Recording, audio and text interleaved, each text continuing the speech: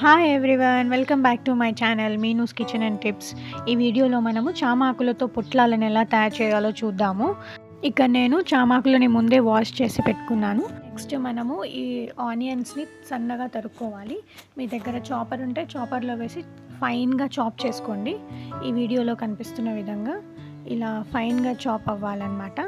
ఆ తర్వాత దాంట్లో మనము కావాల్సిన ఇంగ్రీడియంట్స్ అన్నీ యాడ్ చేసుకుందాము. ఇలా ఫైన్గా చాప్ చేసుకున్న ఉల్లిపాయల్లో మన టేస్ట్కి సరిపడా కారాన్ని, ఇంకా ఉప్పుని, జీలకర్రని, నెక్స్ట్ పసుపుని కూడా యాడ్ చేసుకుందాము. ఇవి ఒకసారి బాగా మిక్స్ చేయాలి, ఇవన్నీ కూడా కలిసేటట్టు.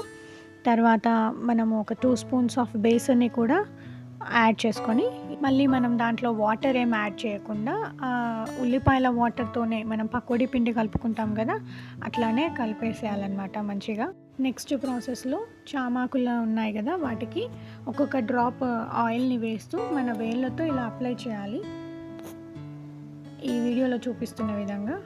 అలాగే అన్ని ఆకులకు కూడా అప్లై చేసేసుకోవాలి. తర్వాత మనం ఇలా కలిపి పెట్టుకున్న మిశ్రమం ఉంది కదా ఇందాక, బేసన్, ఆనియన్స్, దాన్ని ఈ రకంగా ఇందులో వేసేసి స్ప్రెడ్ చేయాలన్నమాట. ఆకులో వేసి స్ప్రెడ్ చేసి ఇలా ఫోల్డ్ చేసుకోవాలి, పొట్లాల్లాగా కట్టుకోవాలన్నమాట.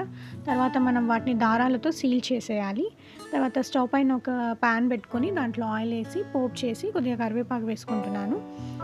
కొద్దిగా ఇంగువని, మనం పోపులో ఏమేమి యాడ్ చేస్తామో అవన్నీ యాడ్ చేసుకోవాలి. తర్వాత ఇవి ఒక్కొక్కటిగా అందులో వేసి పొట్లాలన్నీ ఈ ప్యాన్లోకి యాడ్ చేశాక ఒకసారి మూత పెట్టి మంచిగా మగ్గించాలన్నమాట. తర్వాత మూత తీసాక ఇంకో వైపు తిప్పుకోవాలి ఈ పొట్లాలన్నిటినీ. ఇంకో వైపు కూడా మంచిగా ఫ్రై అవ్వాలి. చుట్టూ కూడా ఇవి ఎలా అంటే అన్నీ బ్లాక్ కలర్లోకి వచ్చేసేయాలి. అప్పుడు ఈ లోపల ఉన్న శనగపిండికి ఆ పైన ఉన్న ఆకు ఫ్లేవర్ పట్టుకొని అది పకోడీలాగా అసలు డిఫరెంట్గా ఉంటుందండి, టేస్ట్ చాలా బాగుంటుంది. ఈ వీడియోలో చూస్తున్న విధంగా ఇవి వేగిపోవాలన్నమాట. ఇది సాంబార్లోకి సైడ్ డిష్గా కానీ, లేదంటే నార్మల్గా అన్నంలో నెయ్యి వేసుకొని తిన్నా కూడా చాలా టేస్టీగా ఉంటుందండి. ఇలాంటి మరిన్ని మంచి మంచి రెసిపీస్ కోసం please like, share and subscribe to my channel Meenu's kitchen and tips.